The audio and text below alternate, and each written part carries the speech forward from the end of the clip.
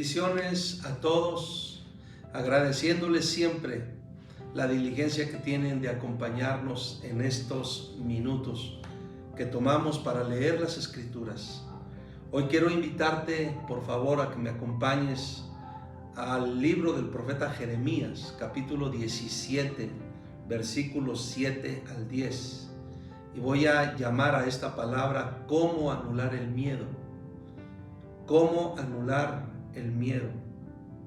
Yo creo que muchas veces, en distintos momentos, hemos llegado a sentir miedo en nuestro corazón.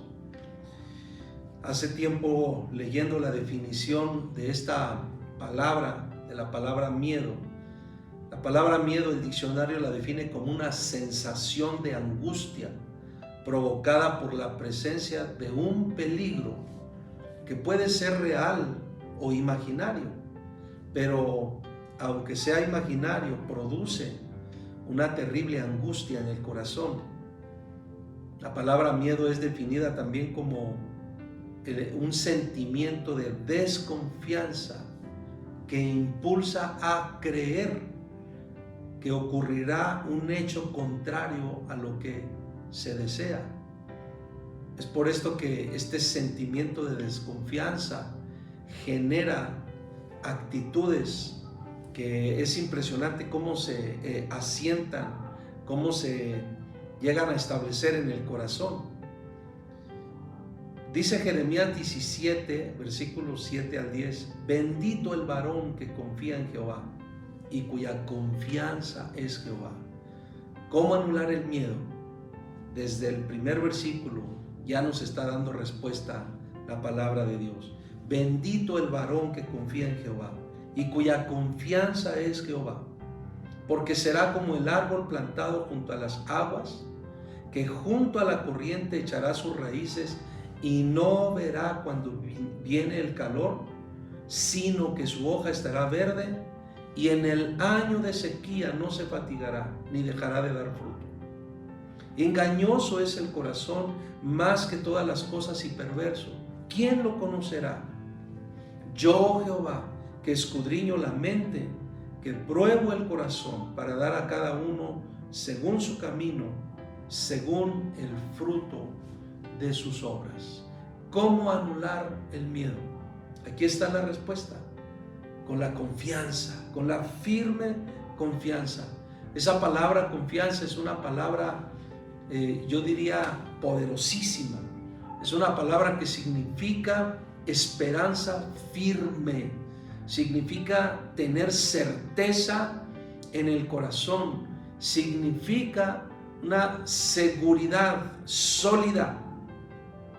Por eso lo que puede anular el miedo es la confianza. Pero también hay que saber y hay que entender que lo que anula la confianza es la preocupación. Por eso muchas personas, cuando permiten que su corazón sea lleno de preocupación o de preocupaciones, empiezan a perder la confianza. Y hay que entender también que toda preocupación empieza normalmente en los pensamientos, es decir, se asienta a través de un pensamiento, pero cuando la desconfianza o la preocupación empieza por los pensamientos, de ahí pasa a los sentimientos y eso llega a convertirse en actitudes y termina transformándose en acciones. Por eso hay que tener mucho cuidado del tipo de pensamientos que permitimos que se asienten o se establezcan en nuestra mente. Yo podría decir, de acuerdo a la lectura que estamos haciendo, no te preocupes, confía en Dios. La raíz de la palabra preocupación es estrangular o ahogar. Eso es lo que hace una preocupación. Estrangularnos o ahogarnos, quitarnos el aire, quitarnos la vida. Eso es lo que hacen las preocupaciones en nosotros cuando permitimos que se asienten o que éstas trabajen en nosotros. Nos quitan la vida. Por eso, si una persona vive en una dinámica de continua preocupación, literalmente se le está yendo la vida. Normalmente la preocupación apunta a perspectivas, a sentimientos y a pensamientos negativos. Por eso Jesús nos enseñó con toda claridad y con toda puntualidad: no te afanes. Esa palabra también en algunas versiones se traduce como no te preocupes, no te afanes, no te preocupes por lo que has de comer, por lo que has de beber, por lo que has de vestir. No te afanes por el día de mañana, no tengas preocupación por el día de mañana, confía en Dios, confía en Dios. El Salmo 56, versículo 3 es precioso cuando dice: en el día que temo, yo en ti confío. Es decir, no estamos diciendo que los miedos no llegan a nuestro corazón, no estamos diciendo que muchas veces nuestro corazón siente miedo, pero lo que estamos diciendo es que tenemos que aprender a anular el miedo, tenemos que aprender a desarticular, a quitarle esa capacidad de obrar en nosotros, porque muchas personas se entregan al miedo y cuando lo hacen así, repito, se les va la vida, se les empieza a ir la vida. Leyendo estos varios versículos que estoy mencionando, puedo concluir que el problema del miedo es la incredulidad. El problema del miedo es no creer la palabra de Dios, es tener dudas, es no escuchar con atención la voz de Dios, es no tener en el corazón la decisión, la voluntad, la iniciativa de buscar a Dios, de rendirse a Él.